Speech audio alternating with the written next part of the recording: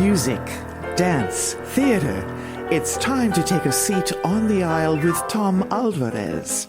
Hear from performers, producers, presenters, and creators who enrich our lives in the performing arts. Who's on stage? Here is Tom Alvarez to introduce you. Hello, and welcome to On the Aisle with me, Tom Alvarez. My guest today is Michael Orland, a musical director, pianist, and arranger. He is best known for his work on the hit Fox TV series American Idol, where he served as the pianist, arranger, vocal coach, and associate musical director for 16 seasons on both Fox and ABC. His impressive career also includes appearances on shows like Oprah, The Rosie O'Donnel Show, Entertainment Tonight, and The Wayne Brady Show. Orland has collaborated with musical industry giants such as Burt Bacharach. His contributions to the entertainment industry have left a lasting impact, and his work continues to resonate with audiences worldwide. Join me now as I go on the aisle with Michael. Have you ever covered a carpet stain with a rug, ignored a leaky faucet, pretended your half-painted living room is supposed to look like that? Well, you're not alone. We've all got unfinished home projects. But there's an easier way.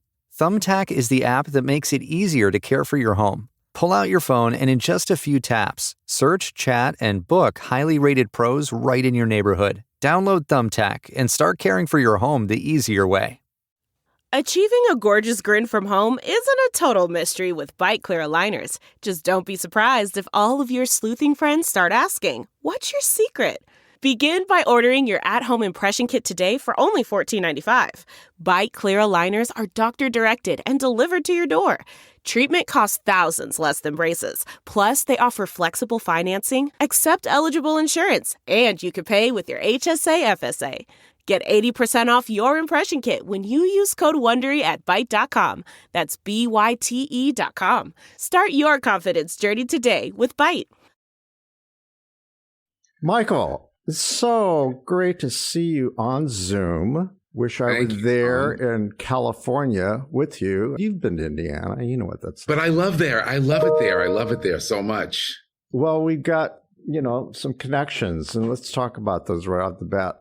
I believe, correct me if I'm wrong, I mean, it's a blur. I cover a lot of cabaret, a lot of concerts here in the Midwest, but did I not see you perform with Clint Holmes last year? Yes, you saw me do Clint's show at Feinstein's at the Carmichael. Yeah. Yes.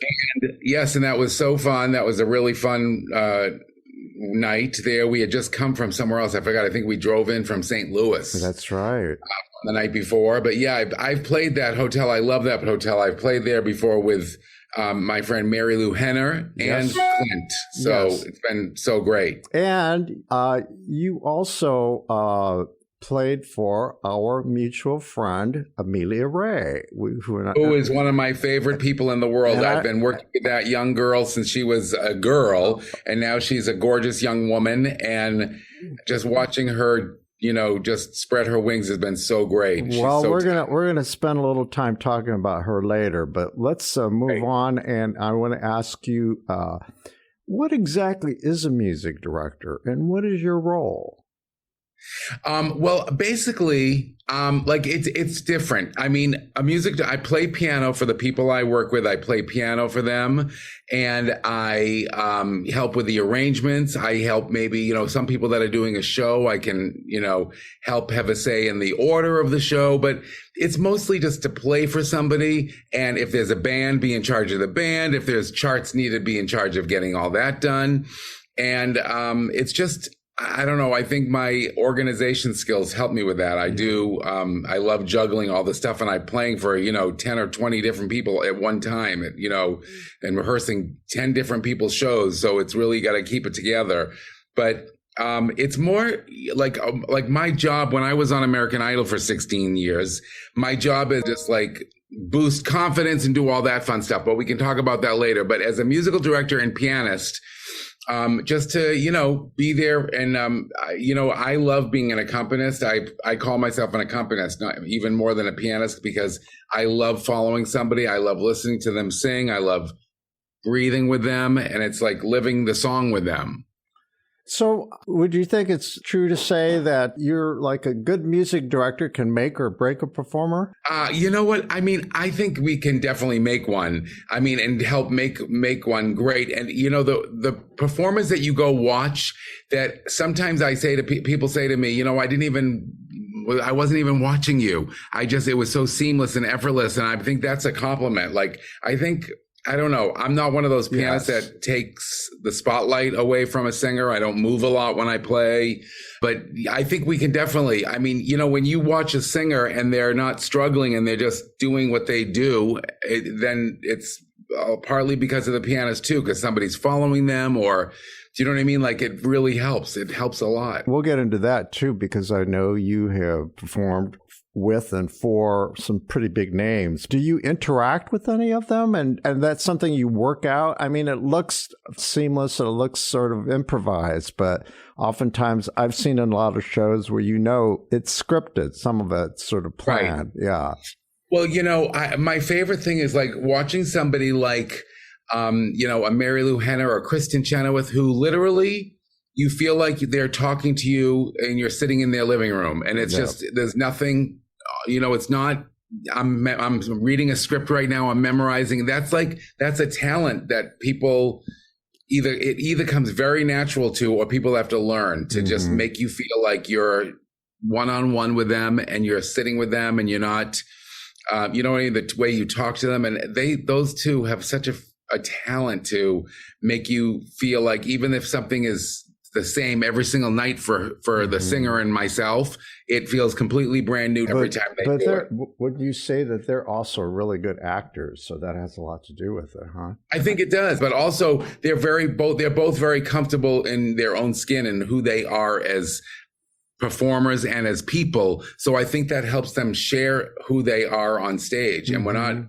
there's very few singers and nightclub singers and cabaret singers that, unless they have a completely different persona, that they're dressed up as, or they're being, then I think that's what we want to see. We want to see somebody being themselves, and we want to feel like we got to know somebody at the end of their cabaret show. You know what I mean? And I want them to relate to us. I don't want to watch somebody just have this glorious voice and just sound great. I mean, I probably did when I was younger, but I don't care about that as much. Yeah. So who are some of the people on your current roster? And I know it changes. I'm very interested in your role as a music director. I've had a couple of other folks on this show. All of them, like Ted Firth, for instance. And I idolize Ted Firth. He's such a genius at the piano. I mean, he is like the jazz guy. I mean, he plays circles around anything I could even try to do. He's such a great guy, and he's just fantastic. Let me ask you, how do singers, performers you work with, do they choose you, or do you choose them, or is it a mix? How does that work? I think most of the work that I get is now from my social media. I get a lot of my students from them, from what I post on my social media, but also it's 99% word of mouth. And it's, I tell kids in this business when I do master classes, it's who you know, who you meet, being at the right place at the right time. Yes, you have to be talented, but your talent doesn't open the door. You got to be out there and networking and putting stuff out there on Instagram and on YouTube and all that stuff for people to see. 99% of my students and the people I play piano for have come because I've met somebody before or somebody recommended them to me. So it's great. Well, actually, that's interesting. But I also wanted to know, how about the established performers? Those are the people I'm talking about. Some of these big names, for example. How is it those associations? So I'll tell you, when Wicked first opened, my friend Stephen Aremus, who's a brilliant musician and music director and arranger and everything, and he was the music director on Wicked, and I went to go see the show. I think it was either right after it opened or right before it opened, and he's like, "Come meet Adina and Kristen," and I remember going back and meeting them both. I was so starstruck, and And Kristen said to me, "Oh my God, I know who you are. I watch American Idol. I'm obsessed with American Idol, and I know who you are." Anyway, it was years later, like that she happened to be in LA doing a bunch of stuff. Mm-hmm. And she reached out to me. She goes, "Hey, I wanted to know if you're available for something." And same thing when I worked with Adina. She went through my friend Stephen Aremus, who was the MD, and she goes, "I need a pianist on the West Coast." And they're like, he was like, "Call Michael Orland. You met him before," and blah, blah. Mm-hmm. And that's how that met. And Clint Holmes, when I met Clint, Clint was doing a show in New York at an amazing club called Birdland. My friend Susie Mosier hosts a open mic, kind of invited open mic night every Tuesday night called The Lineup, Susie Mosier's Lineup. And I was playing this one particular week, and I saw on the list was that Clint Holmes was going to be in it. And I have always been a huge fan. Mm-hmm. And I said to Susie, I said, "Will you do me a favor? And will you tell Clint not to bring his own pianist? I really want to work with him." Mm-hmm. And that's how that all even started. So he came in to sing at Susie's show. And then that night after the show, he goes, "Listen, I'm putting together this new show with all the music of Peter Allen, and I would love you to be a part of it." He goes, "I think you're perfect for it." So a lot of it's just word of mouth. It is. It really is. It's not like I run an ad somewhere, or mm-hmm. I didn't run an ad in, Celebrity Magazine. I always wondered how you guys book, how that works. How do people find you, and how do you find people? You can't call up a star and say, "Hey, I want to play for you." That's not the way. No, but I have met people like that. I've also been fortunate to musical direct a lot of huge fundraisers. Mm-hmm. I do a thing with the National Breast Cancer Coalition every year, and I do something with the Children's Hospital of Los Angeles every year. And I've met a lot of celebrities through there, and I will be like, "If you ever need help, please, please, please reach out." And then I have another funny story where I was playing auditions for the movie callbacks of Wicked, and Jessie J, who's a very huge pop singer, came into audition, and I've always been obsessed with her. I'm just such a huge fan. And so while she was, during her audition, while she was doing her reading from the script, I literally sent her a message on Instagram. And I said, "I'm such a huge fan. I just played your audition for Wicked. And anytime you ever need a pianist in Los Angeles or anywhere, please let me know." Anyway, so after the audition, I went out in the hallway and she was still there. They had it was all celebrities auditioning. And so they had 20-minute breaks in between everybody so that the celebrities didn't run into each other. And she said to me, "Oh my God, thank you so much for following me on that song. I messed up and nobody knew because of you." Mm-hmm. And I said, "Well, you don't follow me on Instagram, but I just sent you a note on there." And about 30 minutes later, she sent me a message on Instagram, and she followed me, and she said, "If you were writing me that note while you were playing for me, you're even more amazing than I thought." And so we've reached out to each other many times. I'm such a huge fan, and that's how I met her. I mean, that's how that came to be. It was just in a weird, freaky situation, and so it was great. Well, you mentioned Kristen Chenoweth. We could talk about her for this whole show, but I've seen her perform here in Indy. I don't know that she's done it at the cabarets, but she's performed. No, she's done with the symphonies, and yeah. I saw her with the symphony, and and I then met her later at the meet and greet. She's one of those performers. You meet some performers. It's clear they have a facade. And, they're actors and they have an image that they maintain. But she seemed to be very authentic and very vulnerable. That's what struck me about her.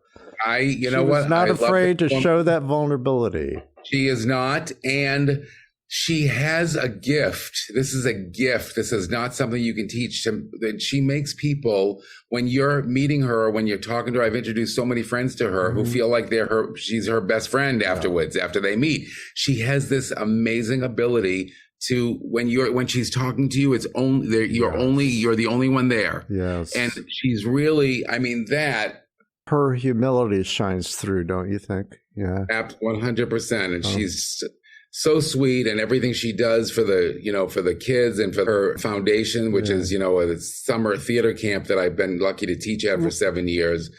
and everything she does is for the future generation of theater kids. It's really amazing. Michael, I just read before we went on, I wanted to sort of get an update on what your activities were, and I looked for press that you might have done most recently. Yeah, you just did a long interview with somebody at Broadway.com. Oh, yeah. And that's the first I heard of Kristen's boot camp. So, yeah. Wow, there's a movie out right now. I don't know if you've seen it, called Theater Camp. Theater Camp. Oh, my God. Not only have I seen it, but my friend Mary Lou Henner's son co-wrote and co-directed that movie. Yes, yeah. How crazy is that? Nick Lieberman. Did you love it? I loved it so much. As a matter of fact, Kristen had a little pull with Ben Platt. Yes. And she got a copy of the movie. Who stars in it, for those who don't know what we're talking about? Yeah, Ben Platt was the star of it. It's an independent film and low budget, and it's on Amazon. It was a huge on hit. Netflix or Amazon, I don't know which, but it's on I think it's on one of those. Yeah. But it's such a great movie. I've watched it twice. I actually was on a plane to Dubai, and I was like, how close was it to your experience working with those kids in a camp setting? Well, I'll tell you, they showed it to all the kids. They got a screening of it to give all the kids, and that's why I had to watch it again. They laughed through much of it because they related to it. It was so perfect. I mean, we weren't dealing with the sick person who ran it, and the son comes in and takes over. But I mean, there's nothing like those theater kids, and they're just so passionate about it, and they have the most amazing experience. And they bring in a lot of huge Broadway people to teach at that camp, and it's been a really thrilling process. Well, it's life-changing, is it not? And it is. I mean, I didn't have that when I was a kid. It is life-changing for these kids, and they form this huge circle. Like, there are still kids from 5 years ago summer camp that all have like a group text chain going together. They all keep in touch with each other. It's just it's so beautiful. Well, that reminds me of, and you of course know Michael Feinstein, do you not? Yes, you have very a history. well. What's your history with Michael? And the reason I bring him up, because you know about his Songbook Foundation and for those 40 kids he brings in every week for a summer intensive. They have a vast network now. And some of them are old enough who are establishing careers on Broadway and all over the place. So it's great. Here's my fun Michael Feinstein story.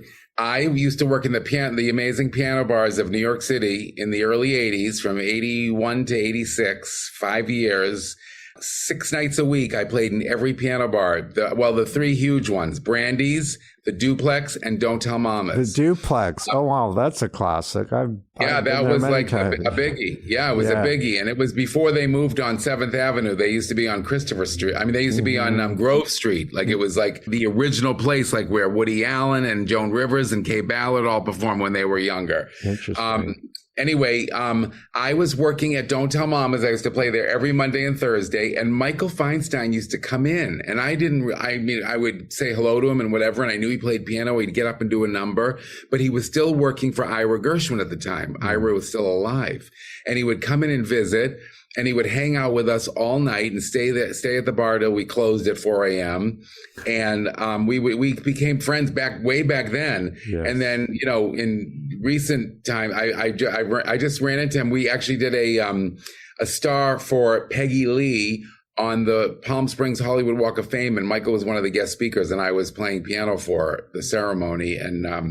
And so I run into him all the time. It's such a small world. And what do you think about what he's created here at Carmel, Indiana, in our metropolitan area? I love his foundation. I love it, love it, love it.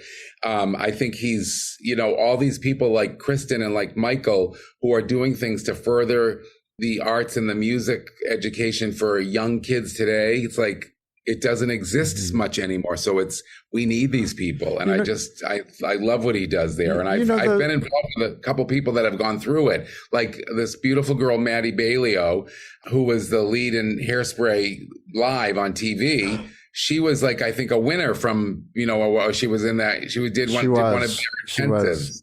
Yes. And, so I mean, and so Michael and I reconnected through her when I was working with Maddie, and it's such a small world. Again, we tell everybody, like we used to tell the kids on Idol, you have to be nice to everybody in this business. You will turn around and meet everybody again at some point in some, some way.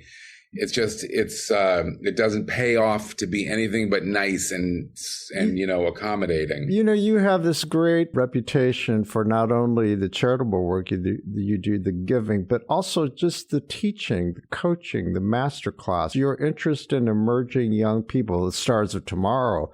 Where does it come from, that passion for teaching and young people and giving people breaks? You do that too, don't you? I do. I love doing that. Listen, I love to help out anybody I can. And, that's why I love doing these open mic nights. A lot of my students, it gives them a little place to perform. And so it's really great. But I will tell you, I love doing master classes. I love when I meet kids. Now, I have the greatest family in the world. So I want to preface this story with that. Yeah. I have the greatest family in the world. But when it was time for me to go to college, my parents said, you should go to school to be an accountant because you love math, and it's a little more steady than music is and show business is. And on April 16th after tax season, you can go chill out at the piano and relax a little bit. And I didn't know any better to say, no, that's not what I want. And I did go. I gave it the old college try, and I made it through 2 years of it. But I didn't tell my family, and I dropped out of school and I moved to New York, and after 2 years, and now of course they're fine with it. But listen, I don't know how much I'd encourage my kid. That's why when I see kids today, like all my young students whose mother or father or whatever come to my sessions with them, I always say something, because I love when a parent encourages their children's passion and what their children want to do. And that's why I love working with kids so much, because I don't even care if you're a great singer or not. If you're passionate about it, if you're doing it for the wrong reasons, I'm not really that interested. Or you want to be a star because your parents want you to be one, not because you do or whatever. That's not my thing. But there are amazing, amazing parents out there who are so supportive to all their kids, and just they pay for the lessons, they schlep them around all day. Some of them live an hour, 2 hours outside of LA.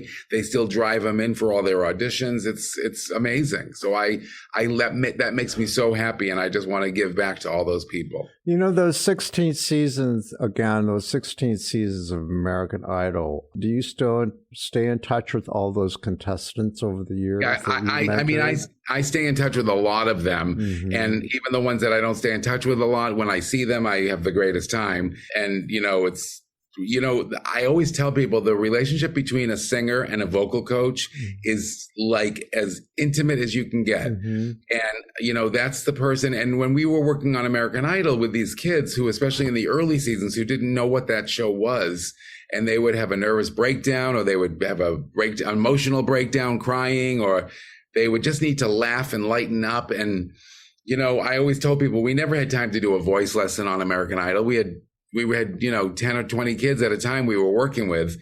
I said, but what I used to think my specialty was building somebody's confidence. And you would see every week in those kids, they would just get more and more. We didn't teach them how to become great singers. They came with their talent, and we gave them some performing skills, and we gave them confidence. And that's what turned those people bigger and bigger every single week. And of course, that was the old days when 30 million people were watching that show every week, twice a week. It was, now I don't even know that I haven't watched it in years, but, it's on, now it used to be on 2 nights every single week. And now they do everything, I think, in 1 night. I don't even know. But it's, and listen, and I still have students that call me up and say, I want to audition for American Idol. And you should go do it. Even knowing what I know today, that what it is, and it's very different from how it used to be. I say, go for it. You get on that show. And I said, as long as it's a TV show, not a talent show, because I've sent many amazing people in for auditions and they don't make it through for whatever reason. It's not what they're looking for that day. And, they're looking for a story. They're looking for viewers. So, however, I don't know. I tell people, if you get on that show for 1 week, 2 weeks, 3 weeks, it's more exposure than you can get by singing at a karaoke place for, 3 years. So that is worth it to me. And I go, as long as going in, it has nothing to do with talent. Mm-hmm. It's just they want to make good TV. And if you fit the bill, God bless you. Michael, why did you leave? You know what? My friend Dorian Hawley and I, that were coaching partners for the longest time, we did the first year on ABC. We did all 15 years. I did all 15 years on Fox, and then the first year. And, it was time to go. It was a negotiating thing. We all left amicably. It was so great. All my friends are still on that show. Many of them, I got them jobs on it, and I still stay in touch with everybody on it. And I still, what accounts for its longevity, do you think? What accounts for its longevity? Yeah. Mm-hmm. In the beginning of it, people were watching this and they would wait every week. Today now people are so impatient with TV watching. They want to watch 5 episodes in one night, and they don't want to wait a week for results to see who's going to go home. And I think that's part of the reason that they're doing now, like all their show and the results all in one night.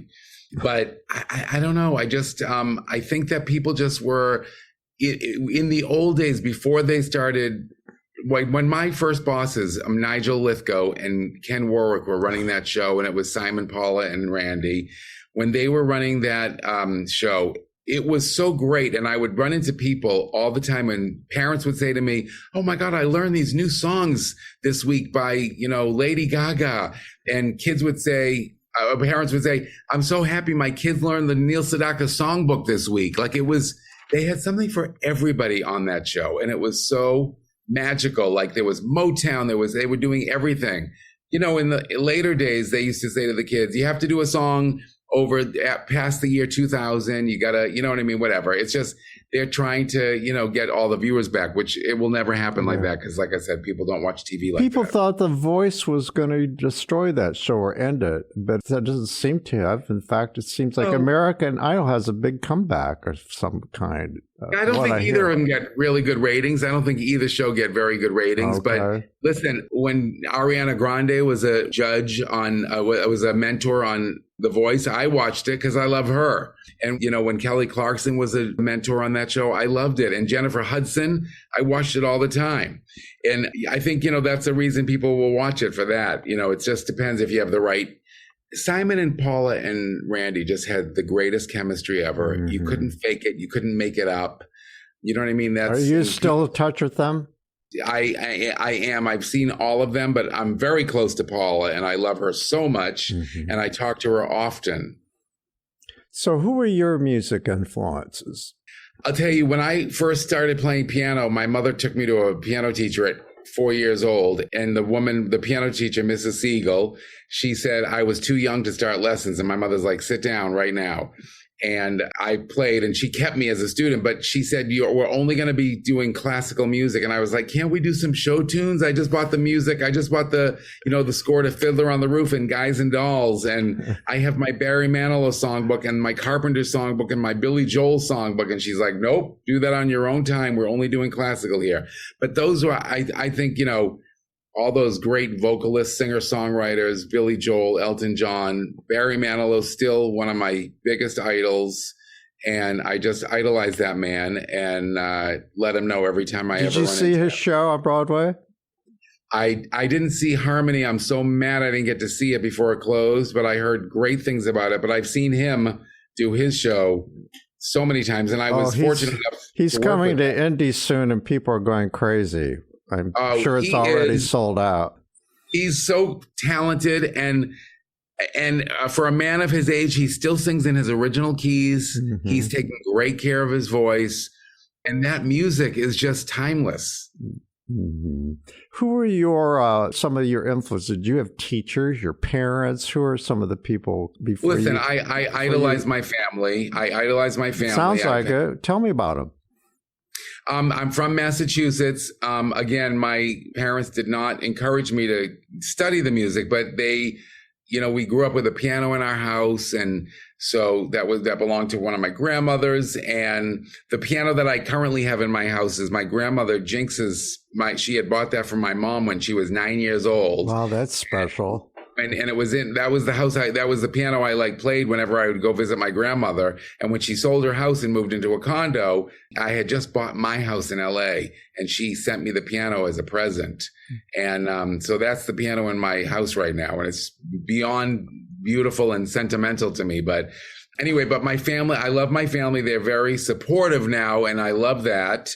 It took me a little bit of, going out on my own to get that, but they're all very happy, and they come see a lot of shows that I do and shows that I play for, and they're so supportive. So it's just been great. And I had two sets of amazing grandparents, and my two grandmothers were just these amazing women that, taught me everything. And, that was it. But well, that accounts for why my observation of you is that you're very grounded. So it always starts with a good family support, right? Yeah, I think so. And you know what's so funny is that my grandmother Jinx, who my dog is named after now because my grandmother Jinx is no longer here, she wouldn't let me name my dog Jinx when I got my last dog. She was still alive. But, my grandparents owned 6 drugstores. They had 6 kids. They wanted all the kids to be pharmacists. I think 2 of them ended up being pharmacists. But when we grew up, when we wanted something, my grandmother would say, yeah, you want a new suit? You want some new music? You come to work for the weekend. You got to earn it. And we would go work in the drugstore. And I am so grateful for my grandmother Jinx giving me the meaning of the value of money and the work ethic. Because that was everything. You didn't just get something, you had to work for it. And I just loved that. All of that is great for those of us who have admired you and your career. We're running out of time here, but there are a couple things I want to ask you real quick. All right. Is your life in show? We might have to do part 2. I would love to do that. I mean, we didn't get around to talking about Amelia, and Chauncey. We must talk about her later. And you know that Chauncey is going to be listening to this. So what are your predictions for Amelia's career? Listen, that girl is a superstar to me. She was, before I even knew she was on a Disney series. I heard you're kind of a papa bear when it comes to Amelia. Yeah, no, I love her. She works regularly with my dear friend Celeste, who's a voice teacher. Yeah. And we work in conjunction we work together with her. And she's got the work ethic. She has the talent. She has the personable. And you worked with her on her first symphony gig here with the Carmel Symphony Orchestra. Yes, that was the best. And you didn't make it to the performance, did you? I was so mad. I had a gig that night. A whole couple that weekend. I was so mad I couldn't come. I want to get in one more quick question. Do you still have pinch me moments? I mean, think of all the people you've met over the years of your being in the business. Are you jaded, or do you still feel the wonder of it all? I absolutely feel the wonder of it all. I am blessed, and I am so grateful for all the opportunities I've had in my life. Going to, I got to work a couple years ago with Patti LuPone. It was, like a pinch me moment. That was a pinch me moment. I was like, wait a minute. Did you work with Cheetah Rivera? I worked with her a few times. We were in a big, famous, one of the big, huge first celebrity benefits they ever did back in the in the late 80s. And I got to work with her, and I became like best friends with her daughter, Lisa Mordente, who I still am close to. Oh, that's great. And talk about a masterclass. Yeah. That was like insane going to see that. Well, you've touched so much history. And again, I hope that you'll come back and spend some more time. I'm definitely going to come back. We have more things. It's great seeing you, and I hope we cross paths. I'm sure you're going to end up at Feinstein's at Hotel Carmichael again, aren't you? I hope. Yes, I do an open mic all over the country, and I actually want to get in touch with them. Come here. And then maybe you'll help me get some great singers. Jim Caruso came here with Cast Party. It's a huge success. Huge. Oh, good. Yeah, I know. I love Jim. Oh, no, you would be perfect doing that here. Thank you so much for giving me your time. Pleasure. I know. Thank you. And you're going to tell me sometime about that cruise you were on, okay? All right. Thank you. Stay well, and we'll talk soon. Okay. Good to see you. All right. Bye-bye. Our thanks go out to our media sponsor, Urban Times. Urban Times is a monthly news magazine which serves as the official neighborhood newsletter for 16 Indianapolis neighborhoods, offering news about development, arts and entertainment, and from the business community. Who will take center stage on the podcast next? Your seat on the aisle with Tom Alvarez awaits. Follow Tom on Facebook, Instagram, Twitter, and TikTok, and make sure to visit tomalvarez.studio. Watch Tom every other Thursday on Lifestyle Live on Wish TV. And make sure to listen every week here on the All Indiana Podcast Network.